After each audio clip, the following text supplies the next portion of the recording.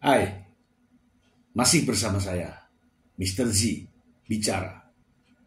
Tentu saja bicara tentang kebenaran berdasarkan fakta, data, dan realita.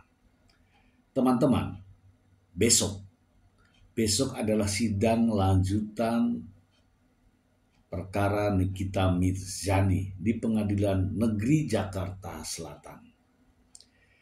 Memasuki sidang ketiga, yaitu tanggapan jaksa atas eksepsi dari pihak terdakwa.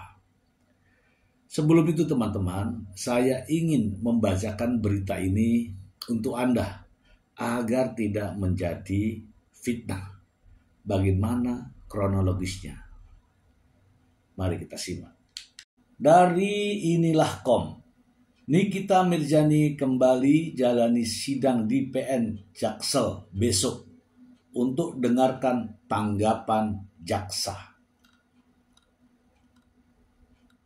Selebriti Nikita Mirzani kembali akan menjalani sidang lanjutan terkait kasus pemerasan dan pengancaman bos perawatan kulit skincare di Pengadilan Negeri Jakarta Selatan.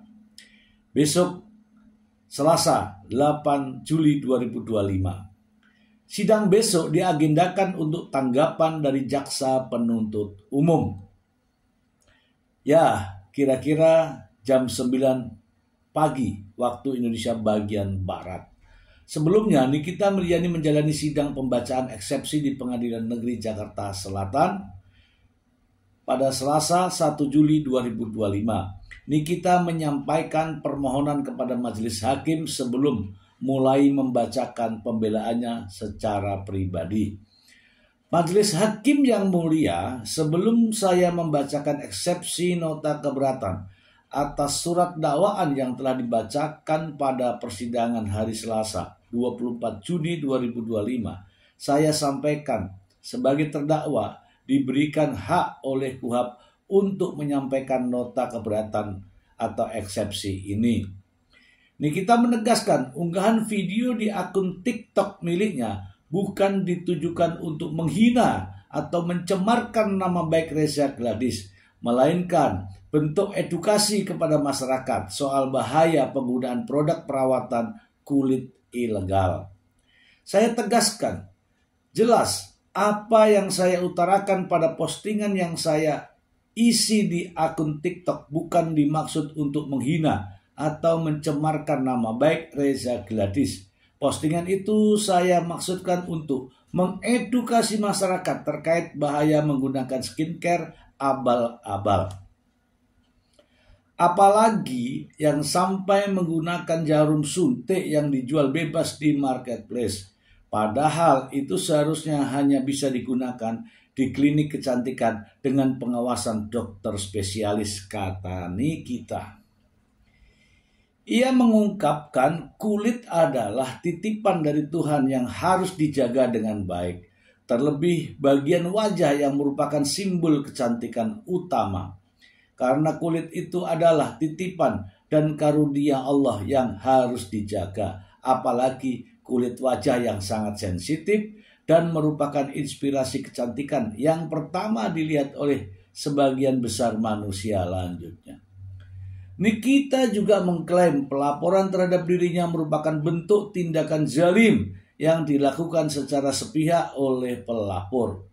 Sebagaimana diketahui, Nikita didakwa melakukan pengancaman dan pemerasan bersama-sama dengan asistennya Ismail Marzuki alias Mail Saputra terhadap Dr. Reza Gladys Prestianisari. Reza diperas sebesar 4 miliar rupiah agar Nikita Mirzani mau tutup mulut setelah mencemooh produk kecantikan besutan bos skincare tersebut. Alhasil, Reza mengalami kerugian sebesar 4 miliar rupiah dan kredibilitasnya sebagai dokter hancur. Atas perbuatan Nikita dan Mail didakwa dengan pasal 45 ayat 10 huruf A untuk pasal 27B ayat 2 Undang-Undang RI nomor 11 tahun 2008 tentang ITE dengan Undang-Undang nomor 1 tahun 2024 tentang perubahan kedua atas Undang-Undang Nomor 11 Tahun 2008 tentang informasi dan transaksi elektronik junto pasal 55 ayat 1 ke 1 KUHP.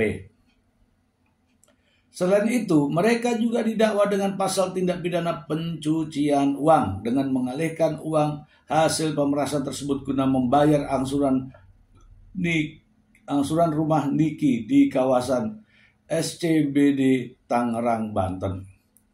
Mereka juga dijerat dengan pasal 3 Undang-Undang Nomor 8 Tahun 2010 tentang pencegahan dan pemberantasan tindak pidana pencucian uang. Oke teman-teman, kita bahas. Jadi teman-teman, eksepsi yang sudah dibacakan oleh pihak Nikita Mirzani adalah tanggapan dari dakwaan jaksa penuntut umum. Sebelumnya tanggal 24 Juni 2025, jaksa pada sidang pertama telah membacakan dakwaannya terkait dengan kasus pemerasan. Sebagaimana dalam dakwaan jaksa, Nikita Mirzani didakwa dengan pasal, tadi saya sudah bacakan, saya ulangi lagi, 45 ayat 10, kemudian 27B, kemudian pasal 3 Undang-Undang Tindak Pidana Pencucian Uang, dan juga pasal 369 ayat 1 junto pasal 55 KUHP. Artinya ini adalah dakwaan alternatif kumulatif atau kumulatif alternatif. Berlapis lah bahasa sederhananya, berlapis. Kalau nggak kena yang ini ya kena yang ini, atau kena semuanya gitu, kumulatifnya. Kalau alternatifnya kalau nggak kena yang ini ya kena yang ini. Itu adalah dakwaan dari jaksa penuntut umum. Kemudian tanggal 1 Juli kemarin sudah dibacakan eksepsi. Eksepsi adalah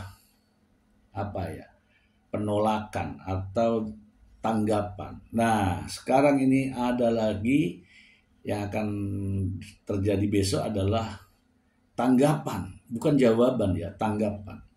Tanggapan jaksa atas eksepsi yang dilakukan oleh pihak Nikita Mirzani. Tentu saja pasti berkaitan dengan pernyataan-pernyataan dalam eksepsi tersebut. Itu ya teman-teman. Saya masih ada lagi teman-teman satu buah berita yang kalau tidak dibacakan kayak mubazir ya, karena ini juga informasi. Supaya tidak menjadi fitnah, langsung saja ke sumbernya.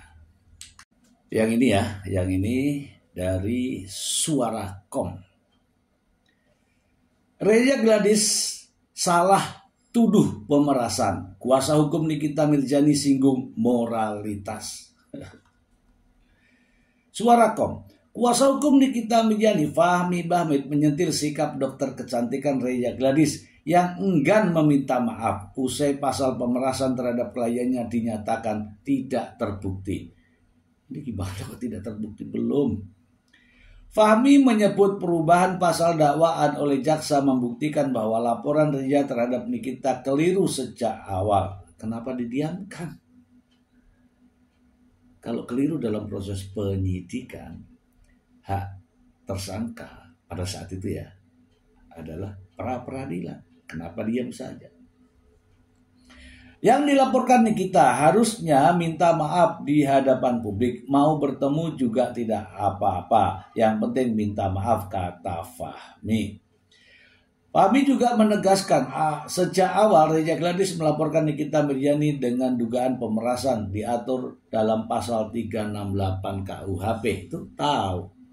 Kenapa dibiarkan ditahan? Tidak dilakukan upaya hukum. Nanti deh kita bahas ya. Namun dalam proses dakwaan, jaksa penuntut umum justru menghapus pasal tersebut dan menggantinya dengan pasal 369 terkait dengan pencemaran nama baik melalui ancaman tertulis maupun lisan. Selama ini Anda menyatakan Nikita melakukan pemerasan, tapi jaksa menghapus pasal itu. Artinya ada kesalahan dari awal yang Anda lakukan, tegas Fahmi.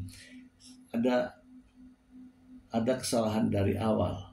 Tetapi sebagai pengacara tidak melakukan upaya hukum, ya kan? Menurut Fahmi Bahmid, perubahan pasal dalam dakwaan merupakan bukti bahwa tuduhan awal terhadap Nikita Mirzani tidak berdasar.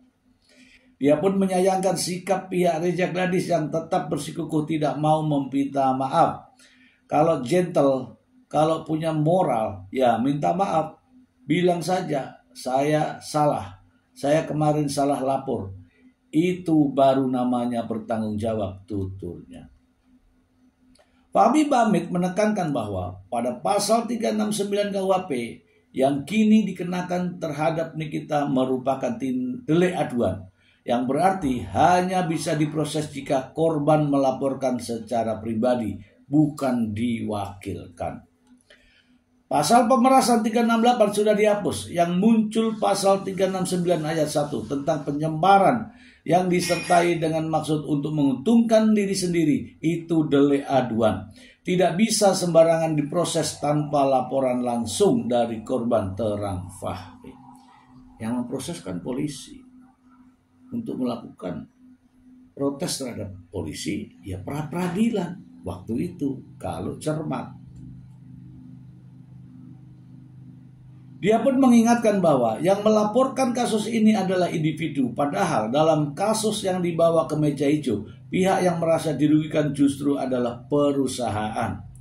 Perusahaan apa? Ya dah, terserahlah, kita baca lagi ya. Kalau yang dirugikan PT, kenapa personel yang lapor? Itu yang kami angkat juga dalam eksepsi. Sidang lanjut putusan setelah nanti. Pihak Fahmi Bahmid juga menyebut bahwa saat ini proses hukum terhadap Nikita Mirzani masih berjalan.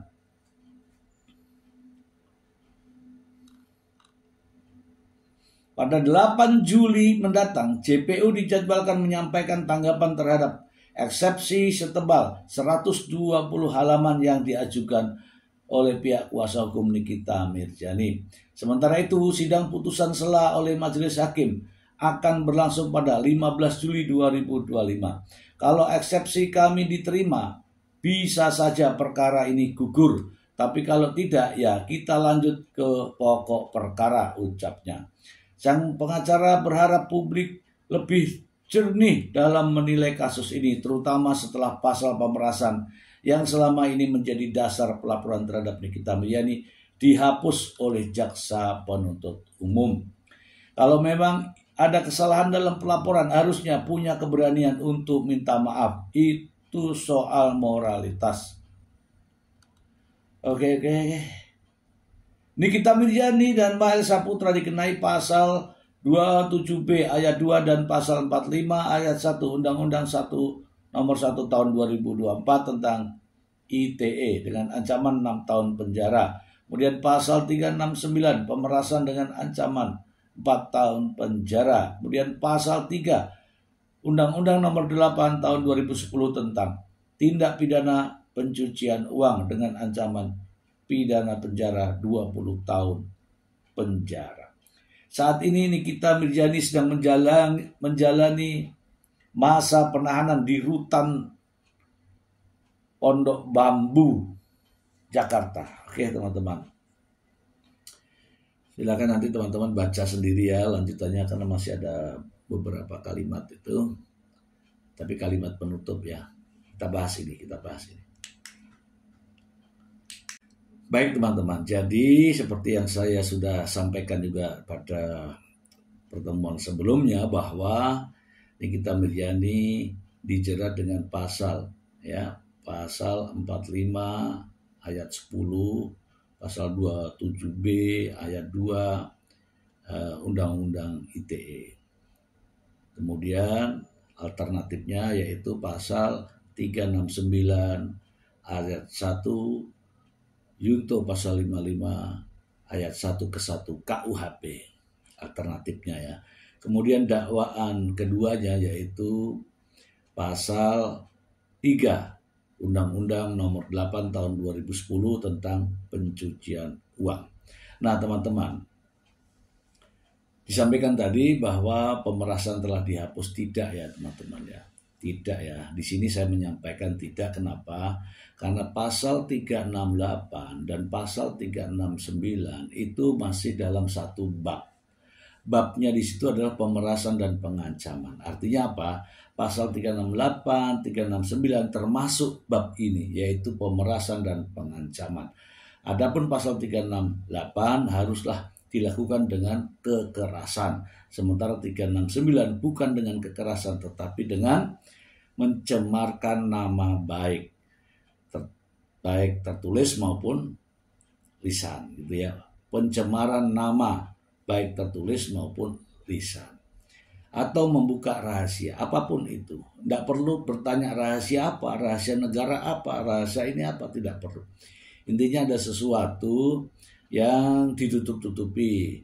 Kemudian pencemaran nama baik itu artinya adalah menjelek-jelekan. Dan itulah yang menjadi dakwaan oleh jaksa. Oke teman-teman, terkait dengan dakwaan jaksa ini kita harus fokus kepada dakwaan utama. Dakwaan utamanya adalah Undang-Undang ITE yang isinya adalah sama persis dengan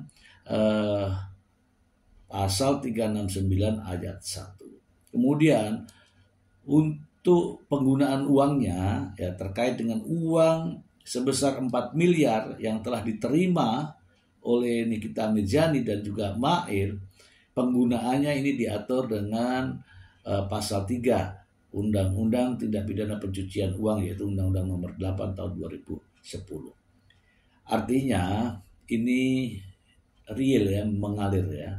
Undang-undangnya ini tindak pidana asalnya dari sini, dilakukan seperti ini, modusnya seperti ini, uangnya digunakan untuk ini dan itu. Saya kira sudah real semua, tinggal bagaimana cermatnya pengacara dalam memberikan pembelaan terhadap Nikita Mirzani. Sebaiknya, kalau saya mengatakan sebaiknya tidak banyak berbicara di media sosial. Karena apa? Apa yang dibicarakan di media sosial sama persis yang dibicarakan pada saat sidang. Nah, kalau begitu artinya strateginya sudah terbaca. Terbaca oleh siapa? Ya oleh para pihak. Bisa saja pihak penuntut umum, pihak pelapor, pihak hakim, dan akan juga mempersiapkan jawaban-jawabannya. Termasuk besok ada tanggapan. Yang lebih krusial besok itu adalah tanggapan terkait dengan uang tersebut. Hasil dari pemerasan atau hasil dari kesepakatan bisnis. Kita tunggu beritanya. Itu saja teman-teman. Semoga bermanfaat. Terima kasih. Bye.